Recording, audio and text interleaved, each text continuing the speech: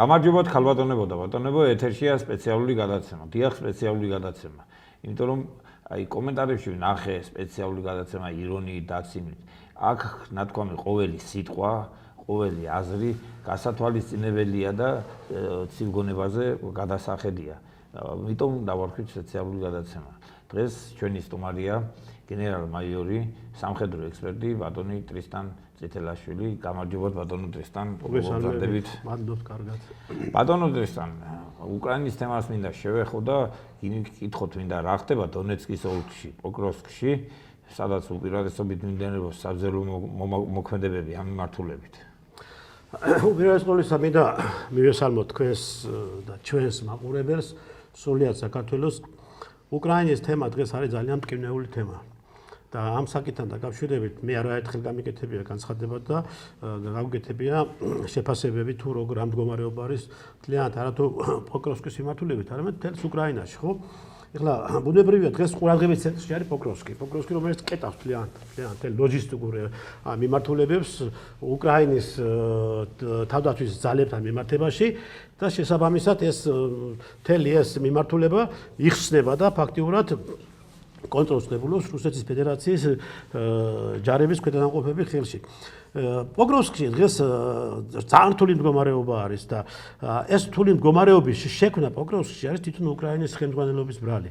და როდესაც მე ამბობდი მარიუპოლთან დაკავშირებით და შესაბამისად კარგად ვიცოდი რომ მარიუპოლში აუცილებლად ის ძალები რომელიც ძალებიც იყვნენ და იცავდნენ პოზიციებს ისინი ვერ გაუძლებდნენ იმ რაოდენობის ძალებიც რუსებმა გადაესრულეს მარიუპოლის მიმართულებით და მაშინაც კი მე მახსოვს ზალუჟნის განცხადება ის თავარსარდალი იყო მაშინ ჯარების და მან შეთავაზა ზელენსკის რომ მოერთინა გადაჯგუფება რადგან უკვე მარიუპოლი არათუ მარტო მარიუპოლი დაეცემოდა არამედ ამ დაცემის საფუძველზე ეს სადღაც მთელი ეს ერთი ბრიგადა ვარდებოდა ტყვედ და თითქმის ნადგურდებოდა რა მაგრამ არ მოუს ისე პოლიტიკოსებმა ესე პოლიტიკურმა გადაწყვეტილებებმა მიიყვანა სწორედ მარიუპოლი იმ მდგომარეობაშიც დღეს იმყოფება და არათუ ის მარიუპოლი არამედ ის ჯარისკაცები რომელიც ჯარისკაცები დემორალიზებული გახადა თვითონ უკრაინელი ჯარისკაცები სწორედ იმ პოლიტიკურმა გადაწყვეტილებამ მოვლენილი პოლიტიკური გადაწყვეტილების საფუძველზე ჩატოვეს იქ ჯარისკაცები ჩატოვეს პიტაბეთ დაუტოვეს რუსებს იქ ჯარისკაცები სასაკლაო გაუხადეს გაიგე თავიანთ ჯარისკაცებს ეს იყო ზელენსკის და მისი პოლიტიკური გუნდის გადაწყვეტილება შემდგომ მოხდა ბახმუტისაც იგივე შეცდომა გაიმეორეს როდესაც შენ ხედავ თუ კი ხარ მართლაც ქვეყნის თავარსარდალი და სარდალი თავარსარდალი რომელიც შენ ღებულობ გადაწყვეტილებებს და შენ უნდა შეაფასო შექმნილი მდგომარეობა და მით უმეტეს შენ ყავს მრჩევლები და ყავს იქ თავარსარდალი კიდევ ჯარების თავარსარდალი და ყავს გენერალური შტაბი ხო შენ თვითონ უნდა შენ ხარ პოლიტიკოსი შენ პოლიტიკურ გადაწყვეტილებებს ღებულობ ამ შემთხვევაში მაგრამ სამხედრო სპეციალისტებს უნდა მოусმინო და არასდროს ეგ მაინტერესებს კითხოთ რომ მე ვიცი როგორც ვიცი პოლიტიკოსები არ იგებენ ომს და არ აგებენ სამხედრო სპეციალისტები ისე და არის პოლიტიკოსები იწყებენ ომს ომს იწყებენ პოლიტიკოსები სამხედროები ჩვენ ომს არ ვიწყებთ პოლიტიკოსები იწყებენ მაგრამ პოლიტიკოსები იწყებენ მოქმედებაში ხო ჩვენა ვარ თავიანთი უგნური პოლიტიკის გადაწყვეტილებებიდან გამომდინარე როდესაც შენ შეგიძლია პოლიტიკოს რომ იმიტომ ხარ შენ ქვეყნის მართველი შენ მაქსიმუმ უნდა გააკეთო შენ ქვეყანაში რომ არ მიიყვანო ქვეყანა სამვარ მოქმედებამდე ხანდახან რაღაცებიც უნდა დათმო შენი ქვეყნის და შენი ხალხის ინტერესებიდან გამომდინარე რომ შენ შეინარჩუნო რაღაც გარკვეული პერიოდი ის სიმშვიდე და ის რომლის საფუძველზე შემდგომ პოლიტიკურ ნაბიჯებს გადადგამ და შენ ქვეყანას რაღაცნაირად გარკვეულ ნაწილად გამოიყვან ამ ჩიხიდან ხო მაგრამ ამას არ აკეთებენ პოლიტიკოსები ამან პოლიტიკოსები მე უკვე მივედი იმ დასკვნამდე მე საქართველოსშიც ამას ხმამაღლა ვიტყვის თუნდაც 92 წელს აფხაზეთი 2008 წელს სამაჩაბლო და ის აფხაზეთი ისევ ხო შეიძლება და მაშინაც ამ ომების თავიდან აცილება მაგრამ არ გააკეთეს ეს ჩვენმა პოლიტიკოსებმა და არ გააკეთეს ეს მაშინმა ხელმძღვანელობამ ხო იგივე ხდება უკრაინაშიც ხო ახლა და დაუბრუნდეთ ახლა ჩვენ იმ კონკრეტულ მიმართულებას ბახმუტის როგორც უყურებ ახლა დღევანდელი ბახმუტი გახადეს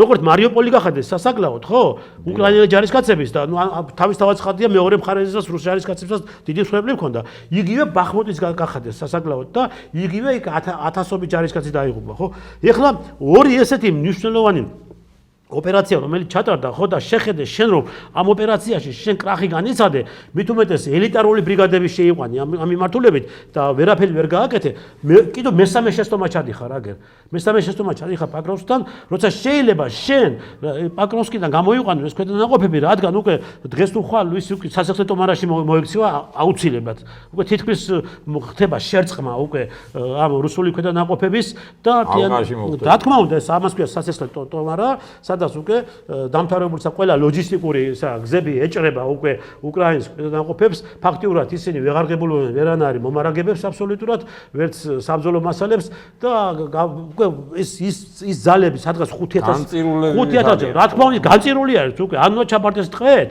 ან და ვახენა რა გააკეთო შიშველი ხელებით ხوارე ომებია ხო ამას ამ შეცდომას ჩადიან უკვე დღეს კიდევ იმეორებენ ამ შეცდომას ეს არის ერთ და იგივე ხელწერა როგორც ჩანს უკრაინის ხელისუფლებას ჭირდება ეს მსხვერპლი როგორც ჩანს უკრაინის პოლიტიკური ელიტა და პოლიტიკური კრიმინალური დაჯგუფება არ უსმენს სამხედროებს თორე ახლა მე სისკის ვიცი სისკის კადრის ოფიცერია კაცო და იქ ძალიან ბევრი ოფიცრები არიან და გენერლები არიან რომლებსაც კარგად ეციან თავიანთი საქმე მით უმეტეს ახლა მე 6 წელი ვიყავი უკრაინაში და კარგად ვიცი მე უკრაინის თავდაცვის ძალები და კარგად ვიცი მე მათი რა რესურსის მათ გააჩნიათ მაგრამ არ ყურს არ უგდებენ აბსოლუტურად არანაირი ესე იგი მათი შეთავაზებები და მათი გათვალისწინებები იქ არ ხდება ამ პოლიტიკურ გუნდის მხრიდან მათთან მიმართებაში ხო ეხლა პოკროვსკი აი უკვე თითქმის 2 თვე არის რა რაც ამ მიმართულებით მეტი უკვე მიდის ბრძოლები ხო მაგრამ რეალურად იქ ვერანაირი შედეგი ვერ ნახეს აბსოლუტურად უკრაინელებმა ვერც ერთი მიმართულებით მათმა ვერ გააკეთეს და ვერ იმოქმედეს და ვერ შესაბამისად ვერ განახორციელეს ვერანაირი კონჩევეთი ოპერაცია რომელიმე დაუშვათ ან დასახლებული პუნქტის მიმართულებით ან რომელიმე პოზიციის მიმართულებით რომ მათ რაღაცნაირად გარკვეულად სტიმული მიცემოდა უკვე სხვა დანარჩენ ქვედანაყოფებს და რაღაცნაირად ამ სტიმულის საფუძველზე უკვე უკრაინაში არ მომხდარიყო ის რაც მოხდა ახლა მაგრამ სამწუხაროდ ძალიან სამწუხაროა ეს და იმიტომ არის სამწუხარო რომ უკვე ძალიან ბევრი უდანაშაული ადამიანები იღუპებიან ამ ომში რა ძალიან ბევრი ჯარისკაცები იღუპებიან ამ ომში რომელიც ჯარისკაცებით უკვე იძულებით მიერეკებიან და იძულებით ხდება მათი ამ საომარ მოქმედებებში ჩაბმა თვითონ სამხედრო ხელმძღვანელობაც ხდება უკვე რომ ჩიხშია სიტუაცია მისული რა აბსოლუტურად აქ უკვე როგორც გამოსავალი ერთადერთი რა არის გამოსავალი ის არის რომ ახლა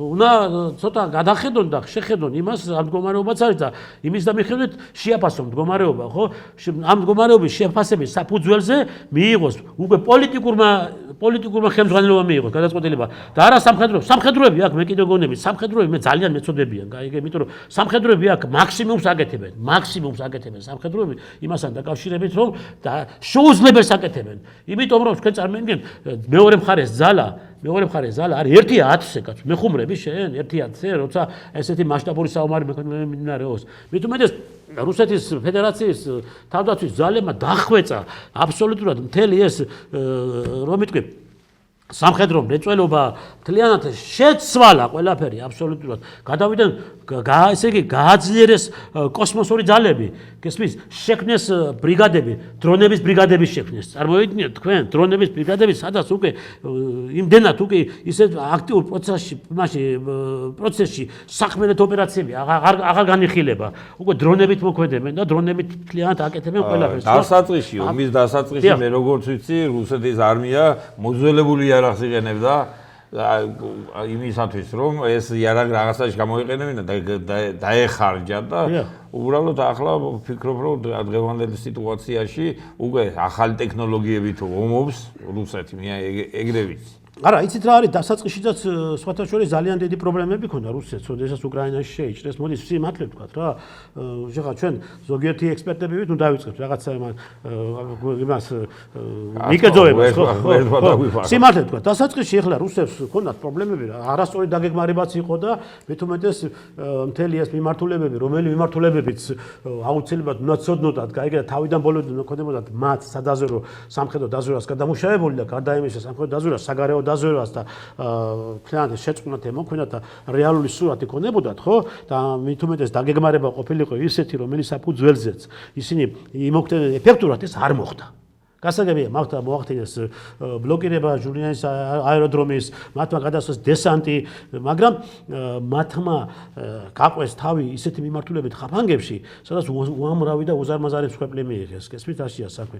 და ეს ასიბალი, ახლა რაც შეეხება თქვენ მზადდებათ ძველი ტექნიკა. ნუ ახლა ძველი ტექნიკა დგას ეს და არის და სასავებში და არის ეს შენახვაში და როცა საჭიროება მოითხოვს, მაშინ გამოქავს უკვე შენის და მაშინ გახდენ მის იმას გამოყენებას, ხო, მოქმედებების დროს. ნუ ახლა თავარი რა არის, იცი? თავარი არის შენ როგორ იმოქმედებ, როგორ გამოიყენებ ამ ტექნიკას, ხო? თუ არა ის კი არ არის თავარი, რომ შენ დღეს თანამედროვე ტიპის ტანკი გამოიყენო და იმ თანამედროვე ტიპის ტანკით რაღაც ისეთი რა ამოცანა ვერ შეასრულა, რომელი ამოცანის საფუძველზე შენ მიაღწევდი წარმატებას, ხო? ეხლა მე ვიცი, რომ იქ დღესაც გამოიყენება, დღესაც იყენება რუსეთის მხრიდან ეს ძველი ტექნიკა, ხო? ძველი ტექნიკა იმას 60-იან 70-იან წლებში ეხლა სახმელეთო ოპერაციებში გამოიყენება ძველი ტექნიკა, გამოიყენება და ტანკები გამოიყენება, ძველი ტანკები გამოიყენება. კი, მაგრამ ესენი არის ეფექტური ყველაფერი აბსოლუტურად, აი ასია საქმე. ესე თან რაოდენობა არის, იმათზე მეტი რაოდენობა არის. ამას ვერ გაუმკლავდები შენ. ამას უნდა შეხედო. აი ატყდა ერთი ამბავი, ერთი აჟიოტაჟი, რომ არიქა უკვე შემოვიდა ნატოს ტექნიკა, შემოვიდა აგერ ტანკები, აბრაცები, შემოვიდა ლეოპარდები და ავიცი, ნუ მოკლედ რა ამბები იყო ჩვენ ყველამ კარგად ვიცით, მაგრამ ეს ტანკები და ეს ისინი ჩვენ ყველა ეს შეერაღება, ნატოს შეერაღება ბრძოლის ველზე ვიხილეთ, როგორი ის აღმოჩნდა. არაეფექტური აღმოჩნდა და იმ ძველმა რუსულმა ტანკმა აჯობა იმ ახალ ამერიკულ და გერმანულ ტანკებს, ხო? ნაცადი ის ტექნიკა. ეს არა, ფაქტის სახელზეა, კაცო, თქვათ რა, წარმოიდგინეთ თქვენ უკრაინელ ჯარისკაცებს ფაქტიურად შიშველი ხელებით უწევდათ ბრძოლა და ომი და უწევს დღესაც. არ არის ის შესაბამისი აღჭურვილება, რომელი აღჭურვილების საფუძველზეც უკრაინულმა ჯარმა უნდა ესე იგი მიაღწიოს რაღაც გარკვეულ შედეგს. არა აქვს, იმიტომ არა აქვს, რომ ეს არის იმის ბრალი, რასაც აკეთებს ზელენსკი დღეს და როგორც მოქმედებს დღეს ზელენსკი და ამიტომ ახლა პაკროვსკი დღეს არის ძალიან უკვე ჩამთვალოთ, რომ პაკროვსკი დაცემულია უკვე და ეს ხალხი განწირულია და გაწირა თითქოს გაწირა ეს ზელენსკიმ, როგორც გაწირა თავისი მოსახლეობა, რომელსაც ვის აირჩია იმისათვის, რომ უნდა ყოფილიყო მშვიდობის გარანტი და ეს დაპირება ასეც იყო თავიდან, როდესაც ზელენსკი მოდიოდა ხელისუფლებაში, ისე გაწირა ახლა ეს უკრაინელი ჯარისკაცების და არ დააუგდო ყური. მე ვიცი და მაქვს ინფორმაცია, რომ სირსკიმ ჯარების მთავარსარდალმა დააყენა ეს საკითხი, რომ მოეხდინა მასში პაკროვსკში არსებული ბრიგადების გადაჯგუფება, გამოეყვანა იქიდან, იმიტომ რომ ყოველდღიურად მსხვერპლი არის, ხო? და შესაბამისად პოკროვსკთან არცოს აეშინებდნენ თავდაცვის ზღუდეები და გამაგრებულიყვნენ. მანამ სანამ დანარჩენი დამატებითი ძალები შემოვიდოდნენ და მთლიანობაში გააკონტროლებდნენ სიტუაციას. ეს არ გააკეთეს, და ამას ეს არ მოусმინეს უკრაინის სამხედრო ხელმძღვანელობას და მხოლოდ თვითონ პოლიტიკურმა ხელმძღვანელობამ მიიღეს გადაწყვეტილება და მათი გადაწყვეტილების საფუძველზე ბოლომდე აკლავენ პაკროვსკში იმ ჯარისკაცებს და იმ მებრძოლებს, რომლებიც დღეს თავგანწირულად განა და ბრძოლამდე ბოლომდე, ხო? ეს ხო დანაშაული არის, უკვე. ამაზე ხო პასუხი მოეთხოვება და მე დარწმუნებული ვარ იმაში, რომ ეს ყველაფერი ადრე თუ გვიან შემდგომ, როდესაც ომი დამთავრდება და შეჩერდება და როგორ დამთავრდება და რაფერ დამთავრდება, ეს მე ძალიან კარგად ვიცი და ამას შეფასებასაც ვიტყვი თქვენთან გადაცემაში. შემდგომ უკვე მოვა დრო და ამათ ყველას პასუხს მოთხოვენ აბსოლუტურად. დამიჯერეთ თქვენ, უკრაინელი ხალხი აი ამ პოლიტიკურ ხელმძღვანელობას ყველას პასუხს მოთხოვს იმ დანაშაულებებზე, რა დანაშაულებებს მათაც ჩაიდგეს საკუთარი ჯარისკაცების წინაშე. და წინააღმდეგ. მაგრამ აინტერესებს, იცით, ბატონო ტრისტან, ვინ არიან ის ექსპერტები და ანალიტიკოსები, პოლიტიკოსები, რომლებიც დღესაც გაიძახიან უკრაინა ომს იგებსო და სინამდვილეში სულ სხვა ისა გვაქვს რაღაც საქმე მდგომარეობა. სხვა ასპექტში ვართ და ესენ გაიძახიან უკრაინა ომს იგებსო. ეხლა რა ხდება, ნახეთ უკრაინაში, როდესაც დაიწყეს პროცესები, ეს იყო ჯერ კიდევ იანუკოვიჩის პრეზიდენტობის დროს. ახლა იქ მანამდეც იყო, მე კუჩმას დროს ვიყავი უკრაინაში 6 წელიწადი და მაშინაც იყო ეს დაპირისპირებები რა ხდებოდა, მაგრამ ესეთი მასშტაბური დაპირისპირებები არ იყო.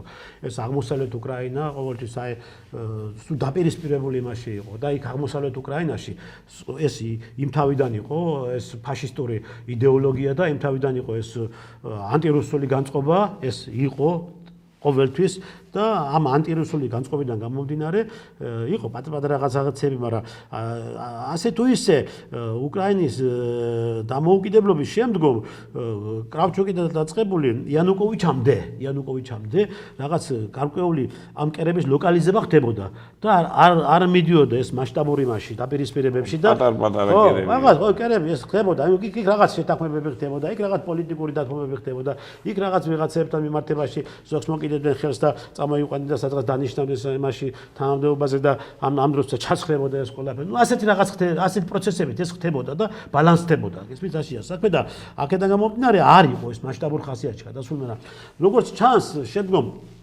ეს ჭირდებოდა დასავლეთ, ჭირდებოდა ამერიკის შეერთებულ შტატებს და ჭირდებოდა ლიბერალურ სამყაროს. ლიბერალურ ხაზუსს, ლიბერალურ სამყაროს, ეს ლიბერალ LGBT ფაშისტური იდეოლოგიის მატარებელ პოლიტიკურ ლიდერებს, რომლებმაც ფეხი მოიკიდეს საკმაოდ კარგად, როგორც ამერიკის შეერთებულ შტატებში, ობამა, ბაიდენი და ასე შემდგომ ესენი დემოკრატების დაჯგუფება და შემდგომ ამან ფეხი მოიკიდა ევროპის ქვეყნებში, მთლიანად. თითქმის ევროპა მოიცვა ამ ლიბერალურმა იდეოლოგიამ, ხო? და ამიტომ საჭირო იყო შემდგომ რა? საჭირო იყო ის, რომ წამოსულიყო მთელი ეს მიმართულება და ეს ბრძოლები განეხორციელებია და ეს ფრონტი გაეშალათ რუსეთის წინააღმდეგ.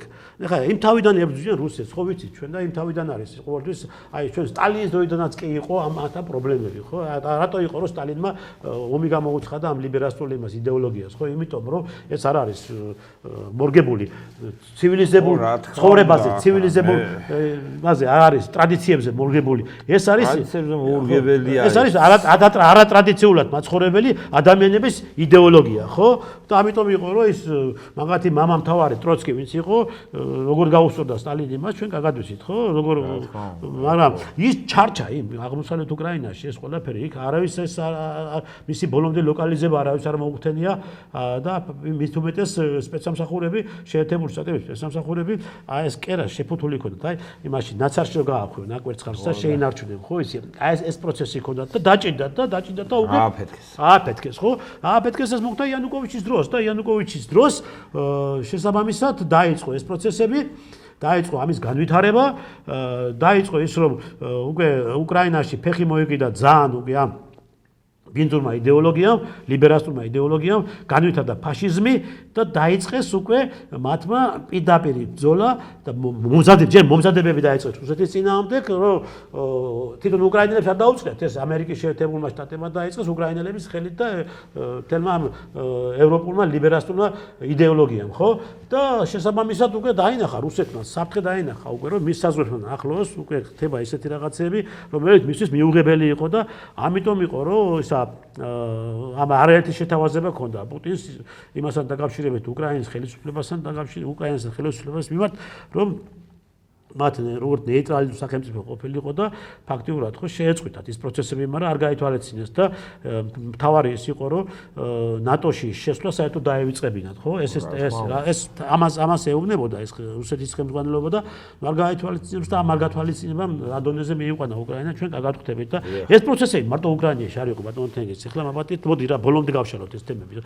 როდესაც ეს პროცესები დაიწყო უკრაინაში უკვე 2013 წელს დაიწყო იანუკოვიჩის წინააღმდეგ იყო მაიდანზე უკვე ფაქტურად ჩართული იყო მთელი ეს დასავლური სპეცსამსახურები, ბრიტანული სპეცსამსახურები და მთელი ეს ამერიკის შეერთებული შტატების მთელი ეს ელიტარული პოლიტიკური ლიდერები, ხო, რომლებმაც მთლიანად მართეს ეს სიტუაცია და შექმნეს ესეთი მდგომარეობა, რომ მაიდანზე დაღვარეს სისხლი. მაიდანეს სისხლი დაღვარეს არათუ იანუკოვიჩის მხარემ, არამედ დაღვარა სისხლი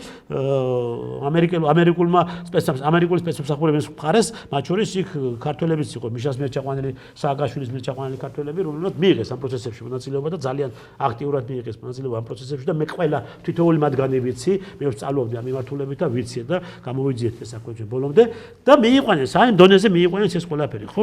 ამავდროულად მათმა დაიწყეს კიდევ ორი მიმართულება აიღეს, ორი აქტიური მიმართულება. აქტიური მიმართულებას ას გულისხმობ. ესე იგი მათთვის მომგებიანი მიმართულებები. ეს ხო უკრაინა არის, უკრაინაში ხო მოამწიფეს ხო ყველაფერი. და აიღეს საქართველო, აიღეს ბელორუსია. ნახე ბელორუსია შეგააკეთეს 2020-ში, როდესაც ლუკაშენკო აერჩიეს, მართლა აერჩიეს. ეს არჩევნები იყო კაცო ეხლა. და იქ გამოჩეკეს სვეტლანა ტიხანოვსკაია. ქალი, რომელიც ქალის იყო ისა ამ არჩევნებში მონაწილეობდა და იყო ისა მოწინააღმდეგე ლუკაშენკოსი. წააგო, მან რეალურად წააგო არჩევნები. ახლა სვეტლანა ტიხანოვსკაიას ვინც უნდა იქ იყო ერთ-ერთი NGO-შინკი იყო და იყო ერთი დატრეინინგებული და მართული ფიგურა, რომელიცაც მართავდა ამერიკის შეერთებული შტატები და რა უნდა გაეკეთებია ის, რასაც დაავალებდნენ, ხო?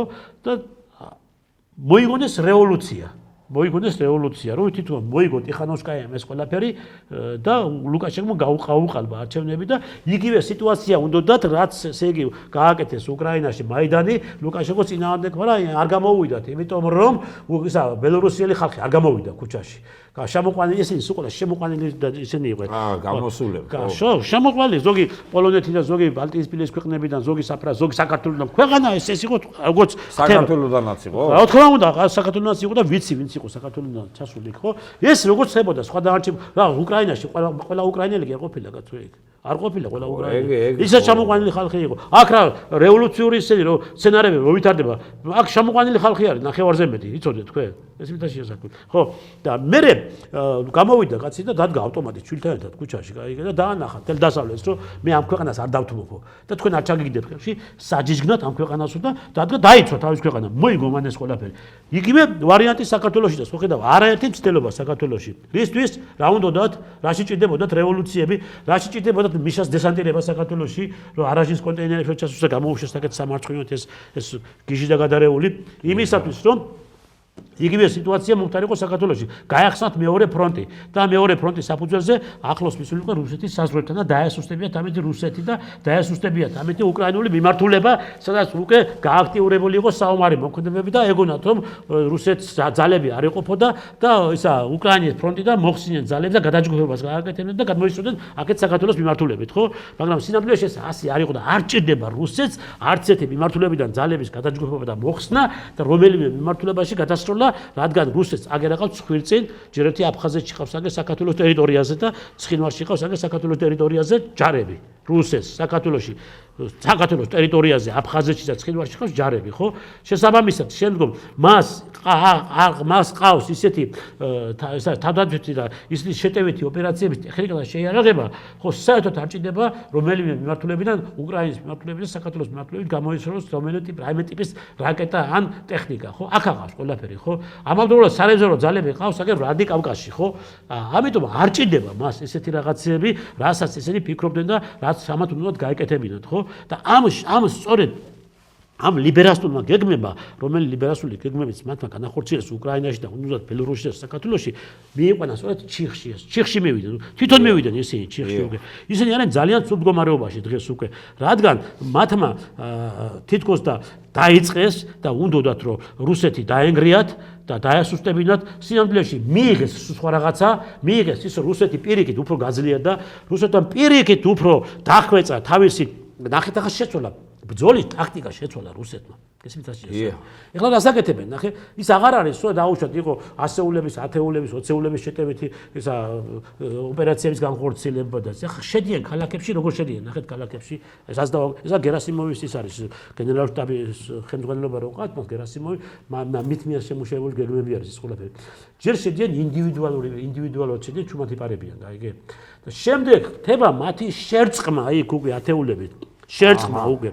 გესმით? და ამ შერწყმის საფუძველზე უკვე მიმართულებები აქვს მათ უკვე დასახული და მიმართულებებს უტევენ მოულოდნელ დარტყმებს ახორციელებენ. ამავდროულად პარალელურად ნახეთ, ეს ამას ქვია მცირე ტაქტიკური ჯგუფები.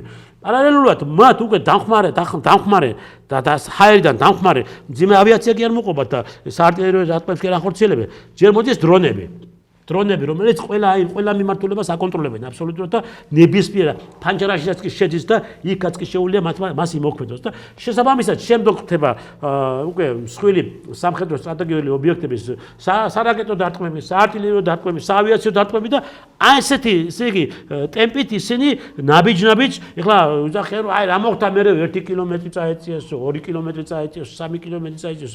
შეიძლება შენ 100 მეტრი წაეწიო და ის უკვე შეთვის მნიშვნელოვანი, გაიგე? ომია ეს ახლა და აქ რო შეფასებებს და აქ რო იმას აკეთებენ, რა ქვია, რომ აი შეხედე რა არის ნახე ამდენი ხანი უკვე ერთ ადგილას შეიძლება ასე ბუქსაობა რაღაცე. დაბერტი თვითონ წავიდნენ შეხედონ იქ რა მდგომარეობაა და რა ესე იგი ის აქ შესაბამისად მოქმედებაა საჭირო თუ გააკეთებენ მე ისე დასვენებთან შეფასებებს. ანუ აქ ახლა ყველაფერი მიდის ისე რომ თქვენ შემეკითხეთ ის ექსპერტები და ესე ხო?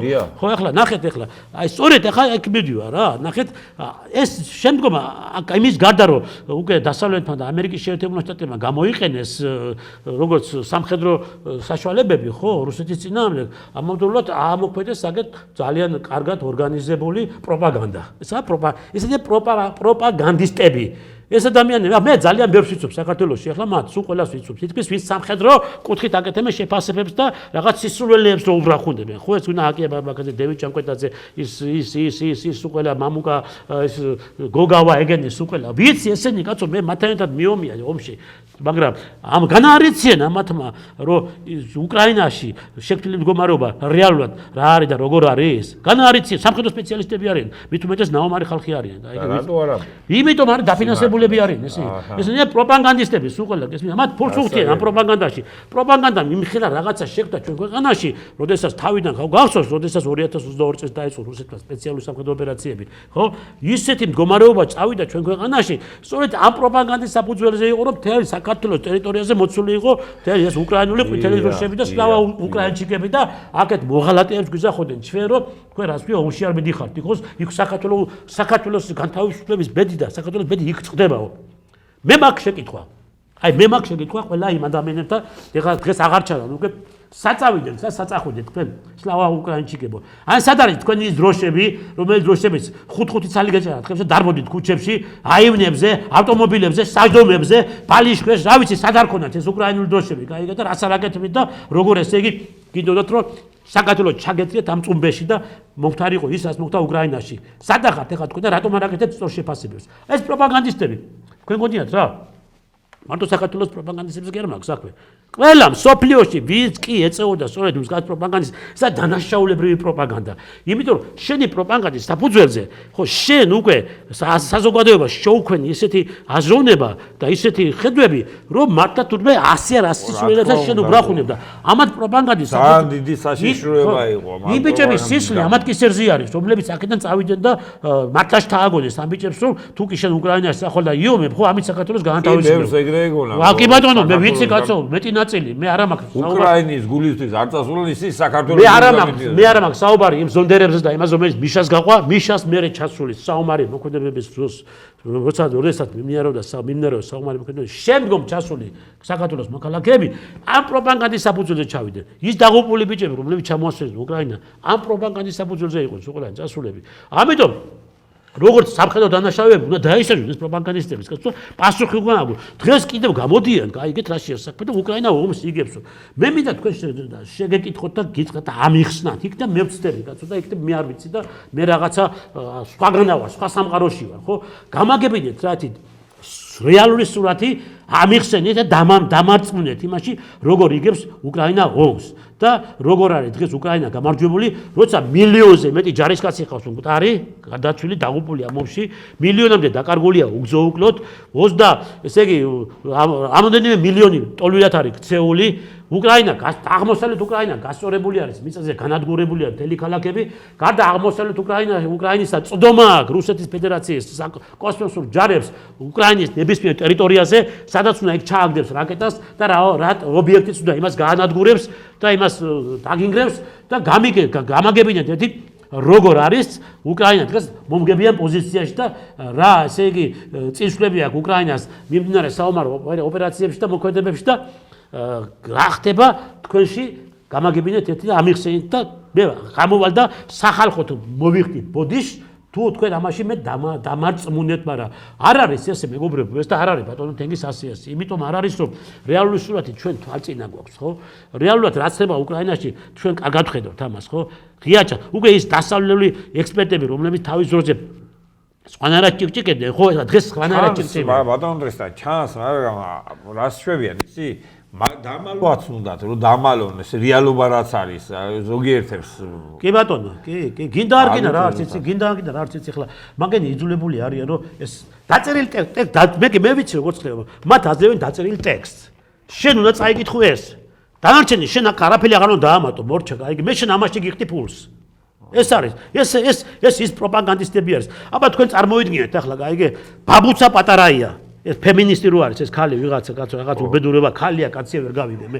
ისო დაეწევს უკრაინის ომის შეფასებას. რომ უკრაინას ესე იგიო რუსებს გამოველიათო ტექნიკა, მძიმე ტექნიკა გამოველიათო და კვადროციკლებზე და მოტოციკლებზე გადავიდენო, გაიგე? იცით რა არის მე როგორც მეთაური და როგორც თავარსარდალი და როგორც ხელმძღვანელი გენერალური შტაბის ხელმძღვანელი შექმნილ მდგომარეობიდან გამომდინარე გადავდივარ იმ მოქმედებაზე რომელიც მოქმედებას არის ჩემთვის მომგებიანი შეიძლება ჩვენ ცხენებიც გამოგვიყენებია კაცო საუბარი მოქმედებების დროს იქ იმ ადგილებში სადაც ტრანსპორტი ვერ მიდიოდა და სადაც ძიმე ტექნიკა ვერ მიდიოდა იქ ეფექტური ეხლა მოტოციკლეტები არის და კვადროციკლეტები არის ეგ მეტი ოპერატიულობით და მეტი სისწრაფით გადაადგილდებიან ხო ნაკლები სამიზნიანის უკვე იმ დრონების ნაკლები სამიზნიანის უკვე სხვა დანარჩენი ესე იგი ტექნიკის და იმის და მასიურის განადგურება და სადაც წერტილოვანი ამიტომ იყენებენ შენ მომისმინე შენ გამოთაყვანებულო ქალო ბაბუცა ამიტომ იყენებენ კვადროციკლებს და ამიტომ იყენებენ იმას რა ქვია მოტოციკლეტებს გაიგე ეს სწორი გადაწყვეტილებაა და ეს კიდე თეონა აკუბარდიამ რუსეთმა წააგო სტრატეგიულად ბიჭო როგორ წააგო სტრატეგიულად როცა დღეს მთელი მსოფლიო ააფორიაქა გაიგე და მთელი მსოფლიო აი ეს ამოაყირავა რა ლიბერასტული სამყარო ამოაყირავა გაიგე რუსეთმა დღეს ხო რა დღეში ჩააგდო მთელი ევროკავშირი ხო და რა დღეში აგდებდა მაშინდელ ამერიკის ხელმძღვანელობას და მის იმას ადმინისტრაციას ხო როგორ წააგო ერთი და გამაგებინეთ მაგრამ ასეთი ექსპერტები და ასეთი ანალიტიკოსები და ასეთი პოლიტიკოსები რო არიან ჩართული ამ პროცესებში და არა თუ მარტო საქართველოში არამედ უკრაინაში და მიტომ გვაქვს ეს მდგომარეობა ჩვენ უკრაინაში და იმიტომ არის რომ დღეს უკრაინელი ხალხი ასეთ უბედურ მდგომარეობაში არის რო თავის დროზე ბატონ თენგის თქვათ ეს ყველაფერი უნდა უთქვათ ჩვენ მაყურებელს და საზოგადოებას ხო რომ თავის დროზე მოეხთინათ და გარკვეულ დათმობაზე წასულიყვნენ უკრაინის ხელისუფლება ხო მოდი ავიღოთ მაგალითი აი როგორც დღეს დავუშვათ ჩვენი საქართველოს დღევანდელი ხელისუფლება ხო რაღაც გარკვეულ საკითხებში დაუპირისპირდნენ ხო ამ ლიბერალურ სამყაროს ხო რაღაცები უკვე ამათვის ქვეყნისთვის რაც არაა მისაღები არ წამოიღეს საკეთ გაიგე ეს ჩემ ქვეყანას არ აწყობს არ უნდა ხო არ ჭირდება ხო ამას მე არ გავაკეთებ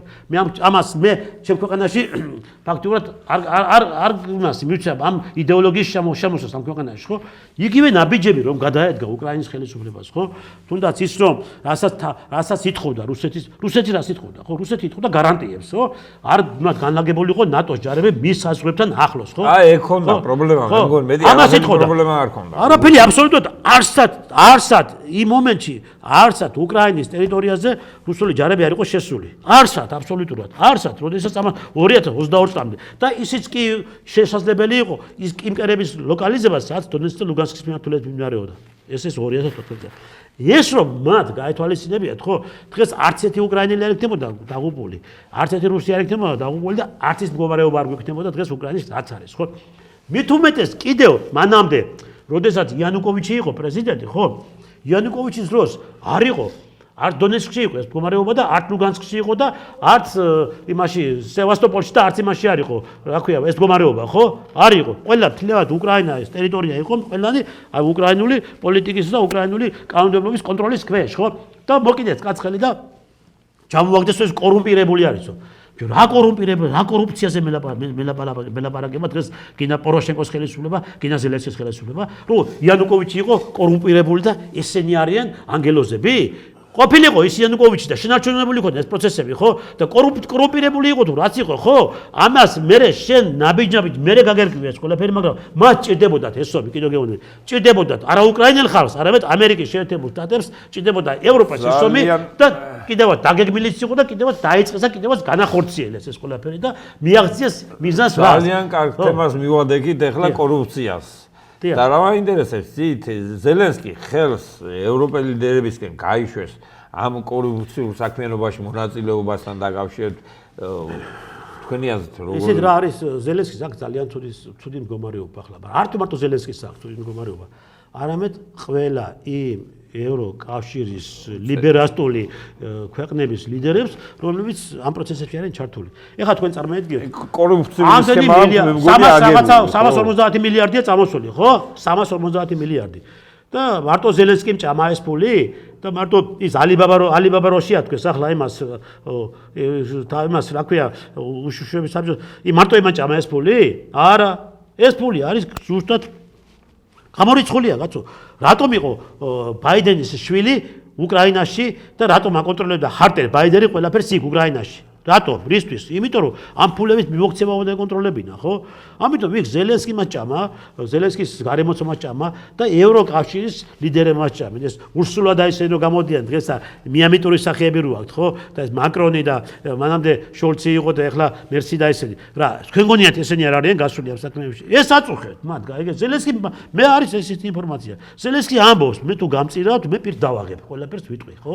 და ამიტომ ზელენსკი ჩაითრევს უყველას და თქვენ რა გონიათ ეხლა ნახეთ მოდი პირდაპირ თქვენ მე კიდევ გეუბნებით გასაგებია ეს 28 პუნქტიანი დოკუმენტი რომელიც შედგა ხო ეს კიდევ კითხვის ნიშნის თქვენს დგას რუსეთთან იმიტომ რომ იქ არის რაღაც საკითხები რომელიც რუსეთისთვის მიუღებელი არის და რუსეთი ეხლა თუ თავის იმ პრინციპული მას საკითხებს არ გეიტანს ისი არ დათანხმდება და არ მოაწეს ხელს ამ დოკუმენტებს და არ შეწყვეტს ეს მით უმეტეს მომგებიან პოზიციაშია დღეს გაიგე ის მას არ უჭის არც ადამიანური რესურსი არც სხვა დანარჩენი რესურსები რომელიც აუცილებელია გამოიყონ ამ საომარ მოქმედებების დროს მით უმეტეს ახალ ტიპის რაკეტების გამოცდას ატარებს და ისეთი რაკეტები გამოცდა თვითონ უკვე ამ რაკეტების გამოცდიდან გამომდინარე მისმა დემონსტრირებამ უკვე მიაღებიდან გადაწყვეტილება ამერიკის შეერთებული შტატების ხელმძღვანელობას რომ ეს ომი შეჩერდეს.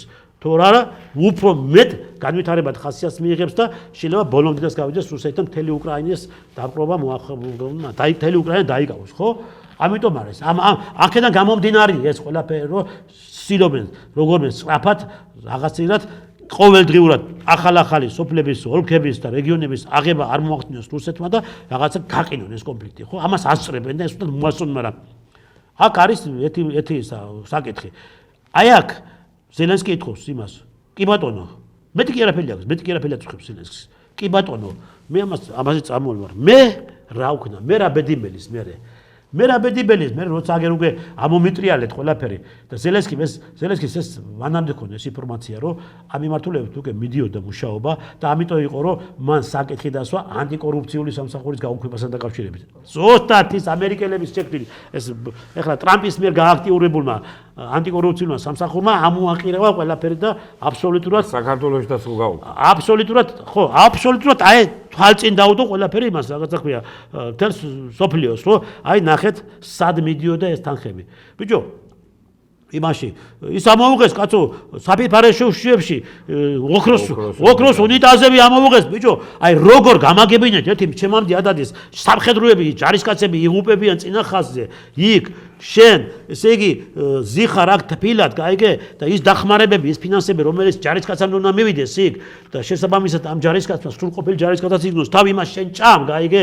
ფეხებზე იკიდებ ამ ჯარისკაცს გაიგე და შენ დიდდები ამათ სისხლზე არა მგონია რომ ამათ უკრაინელმა ხალხმა აპატიოს გაიგე არა მგონია ბატონო თენგის რომ ამათ უიმოჯახებმა იმ მილიონზე მეტი დაღუპული ჯარისკაცების ოჯახებმა აპატიოს გაიგე მათ ამ მომში უკრაინაში ყველა მოეთქო ხელი აბსოლუტურად რა თქმა უნდა წესიერი მხედართავარი და წესიერი მე მგონი როგორც ბოლო ჯარისკაცზე შიაც სივა ისე უნდა გზნობდეს თავს არათუ დუბაიში უნიტაზებს იკეთებდეს და ეხლა რა ხდება ნახეთ ეხლა რა ხდება ამიტომ არის რომ ზელენსკი ახლა რაღაცა გარანტიები უნდა ეს კი მაიღოს რომ გარანტიები რომ მას არ შეეხებიან მას აწუხებს ახლა მარტო თავის თავი გაიგე სხვა მეტი არაფერი დანარჩენები ისინი ყველა განწირულები არიან ის საველე მეთაურები ყველა განწირულები არიან ნუ გაწირა მაგან უკვე ამას გარანტიები უნდა ახლა მე გეტყვი რა მოხდება მიცემს ტრამპი მაგას გარანტიებს მეწვდეთ იმაში მიცემს ტრამპი გარანტიებს ფაქტიურად გაყინავენ ამ ომს მთლიანობაში რუსეთის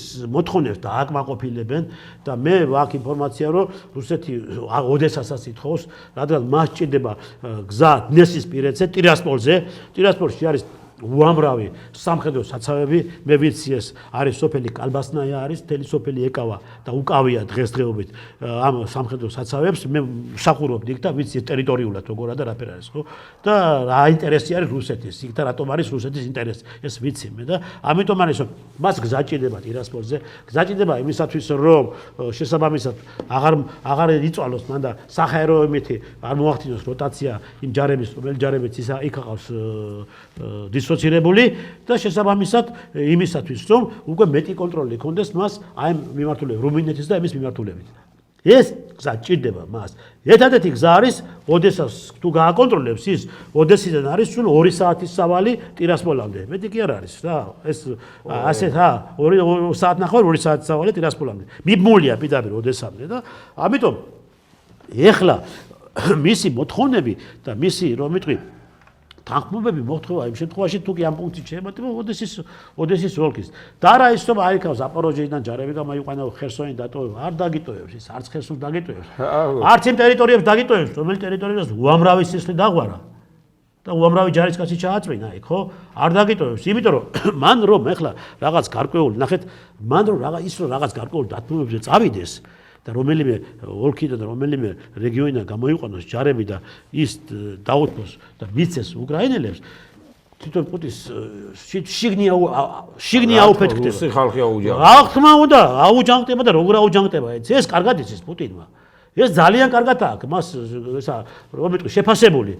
და ამიტომ ეს არ გააკეთებს მას და ეს იმიტომაც არ გააკეთებს კიდევ, ხო? დღესდღეობით ძალიან დიდ პატივს ცემს პუტინი და პუტინის ხელისუფლება იმ ჯარისკაცებს და იმ ოფიცრებს, რომლებიც ამ სპეციალურ სამხედრო ოპერაციებში ღებულობს მონაწილეობას, ანუ SVO-ში.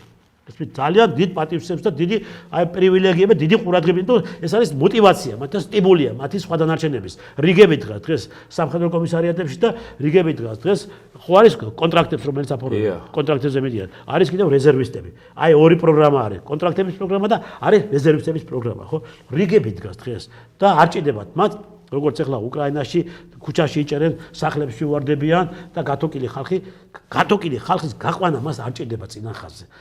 მას აქვს ეს სისტემა ძალიან კარგად აწყობილი და ძალიან კარგად დალაგებული, რადგან აქ мотиваცია არის უკვე რუსი მოქალაქის იმუშავა კარგად უკვე აგიტაციამ, იმუშავა კარგად უკვე ამ რუსულმა რომეთქვი ესა რუსულად ვიტყვი ხა სვაიხ ნიბრასაემო, გაიგე, ამან კარგად იმუშავა და იმუშავა იმ წარმატებულმა და იმ ეკონომიკურმა საკითხებმა, გოტებმა, რაც არის ამ ჯარისკაცებთან მიმართებაში გათვალისწინებული და ასე რომ ჩვენ ახლა უკრაინაში როგორ დამთავრდება ეს ომი და რა გითხრათ თუ არა უკრაინისთვის მომგებიანი ამის თქმელს და ამის განცხადებას გამგაკეთებას ეს ან არის ხალატობრივი მოღალატის გაკეთებული განცხადება ან და სულელი არის ან და დავალება აქვს და ფული აქვს გადახდილი და შესაბამისად ეს პროპაგანდისტების და საერთოდ ეს მთლიანად ეს თელი ეს ლიბერასტული სამყარო უკვე იმსხრევა ინგრევა უკვე დამთავრდა მათი ეს ბოგინი მსოფლიო ბოგინი და აღარ არის ლიბერასტული სამყაროს ადგილი უკვე ამ პლანეტაზე რა ისინი უნდა ჩვენ ჩავწიოთ გვერდზე რადგან მათმა პოლიტიკამ განადგურა მსოფლიო განადგურა და მიიყვანა სწორედ იმ კრიზისულ მდგომარეობაში რა კრიზისულ მდგომარეობაში და დღეს იმყოფებიან ქვეყნები და მათ შორის უკრაინა ახლა განადანაჩეთ ახლა მე კიდევ მინდა დავამატო ბატონ თენგის მე მგონი თქვენ მანის შეცდომ დრო იწურებო ახლა მე რა მინდა თქვა იცი აქ მინდა საქართველოში ამ ჩვენს ლიბერასტებს და ჩვენს არა მეთო დაიმფაროს მაგარი ჩვენი იყოს და ჩვენი საქართველოში ესენია მტრები საქართველოში უყოლა იმ პროპაგანდისტებს იმ ლიბერასტებს გაიგე იმ ავამტყოფ ტვინით ავამტყოფ ადამიანებს მე ამას ვიტყვი იმიტომ რომ მე სხვა შეფასებას ამ ადამიანთან მიმართებაში ვერ გავაკეთებ რა იმიტომ ვერ გავაკეთებ რომ ესენი არიან პირდაპირ კაცმოძულეები მათ არ უყვართ ეს ქვეყანა ხო ეხლა რამოდენიმე დღის უკან 3-4 დღის უკან ხო ერთი ჩვენი ოფიცრის გარდაცვალების დღე იყო რა და ვიკიბებით ხოლმე სამხედროები ღმერთმა აცხონოს გიორგი გეწაძე ეს იყო არაჩვეულებრივი წარმატებული ოფიცერი იყო გაიგეთ რაშია საქმე და ამ ადამიანს ყველანაირი პირობები ჰქონდა ოჯახში ყველანაირი ფუფუდება ჰქონდა რო არ წამოსული იყო ჯარში და სამხედრო ოფიცერი არ გამთარი იყო და სხვა მმართველებიც ასული იყო მაგრამ ეს წამოვიდა იმიტომ რომ მას თავის ქვეყანა უყვარდა და მაინც თავის ქვეყანაზე იყო შეყვარებული და ის ჩვენთან ერთად აკოფებში იყო ჩვენთან ერთად პოლიგონზე იყო ჩვენთან ერთად იმ იმაში რა ქვია სამხედრო ულუფას ჭამდა ჩვენთან ერთად კიდევაც ვარჯიშობდა ყველაფერია და მოხდა მე ტრაგედია მოხდა კაცო დაიღუპა ეს ბიჭი ხო და ეხლა ამ დღეს ყოველ წელიწადს გავდივარ ჩვენ ამ ასეთი ჩვენი წარმატებული ოფიცრების და სამხედროების სასაფლაოებს ყოველ წელიწადს გავდივარ და მოვიგონეთ მათ და იმიტომ რომ ჩვენ სამხედროები ყოველთვის ვართ ერთმანეთის გვერდში მდგომი და იმ გარდაცვლილებსაც არ ვივიწყებთ ხო და ვიღაცებამ აპატიეტა არამზადებმა თავები გამოყვეცა ბიჭო არ აღწვენიათ მე მადლობა მინდა უთხრა იმედა ბაღდაძეს რომელმაც